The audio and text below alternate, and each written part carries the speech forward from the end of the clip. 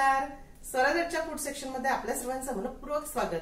आज आपल्याकडे माझ्या नणदबाई आल्या आहे आणि त्या आपल्यासाठी काय स्पेशल रेसिपी घेऊन आल्या आहेत ते बघूया.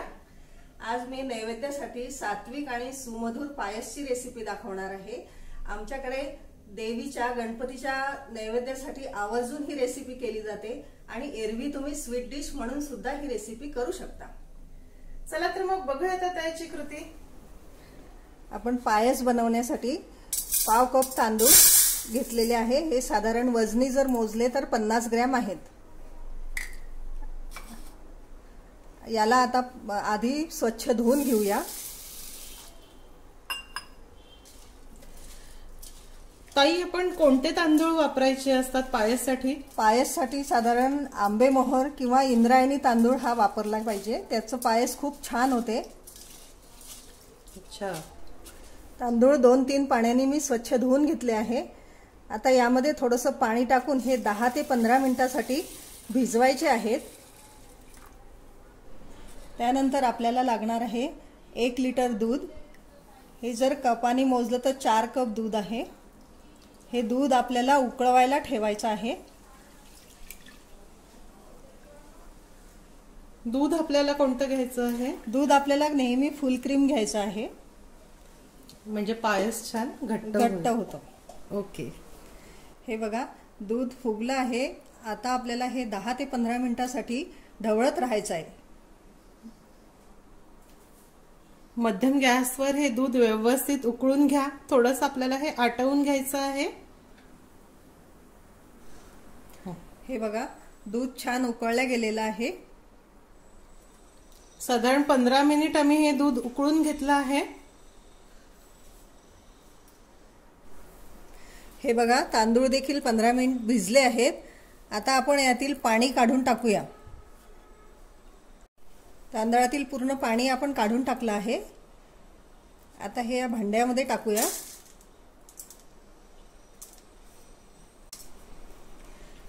आता आपण यामध्ये 1 टीस्पून तूप टाकून हे मिक्स करून घेऊया.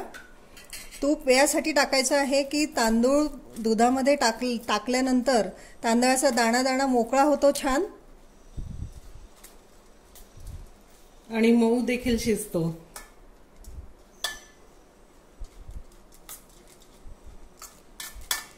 हे बघा, तूप व्यवस्थित मिक्स झालं आहे याला. आता हे तूप मिक्स केलेले तांदूळ आपण या दुधामध्ये घालूया. 8 ते 10 बदाम घेऊन त्याचे बारीक तुकडे केलेले आहेत. काजू सुद्धा 8 ते 10 आहेत. आणि साखर 4 टेबलस्पून आहे. हे पण मिक्स करूया यात. साखरेचं प्रमाण हे तुम्ही तुमच्या आवडीनुसार कमी अधिक करू शकता, पण शक्यतो हे प्रमाण व्यवस्थित होतं. तुम्हाला जर जास्त गोड हवं असेल तर तुम्ही आधी याच्यामध्ये आणखी साखर वाढवू शकता.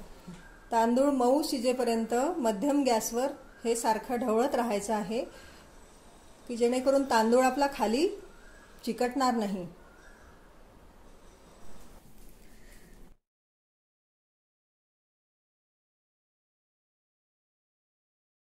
हे बघा, आपला तांदूळ छान मऊ शिजला आहे. आपण बघूया याला मऊ झालाय का. छान शिजलेला आहे.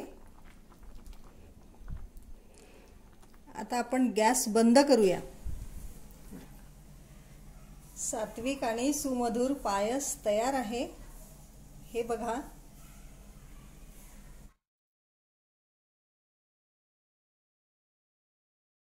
छान मस्त थिक कस्टर्ड सारखी कन्सिस्टन्सी याची आली आहे बघा. आणि तांदळाचा दाणा दाणा मस्त शिजला आहे. यावर चिमूटभर वेलचीची पूड घालूया. वेलचीची पूड ही नेहमी शेवटी घालावी, त्याच्यामुळे त्याचा सुगंध टिकून राहतो.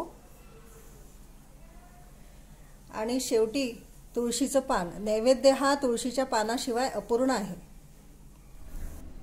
तुम्हाला आजची रेसिपी कशी वाटली ते जरूर कळवा आणि तुम्ही नक्की करून बघा. ताईंची रेसिपी आवडल्यास रेसिपीला लाईक करायला व शेअर करायला विसरू नका. माझ्या चॅनलला सुद्धा नक्की सबस्क्राईब करा. अशीच एक छानसी रेसिपी घेऊन भेटूया स्वराजच्या पुढच्या भागामध्ये. तोपर्यंत चवीने खा आणि निरोगी राहा.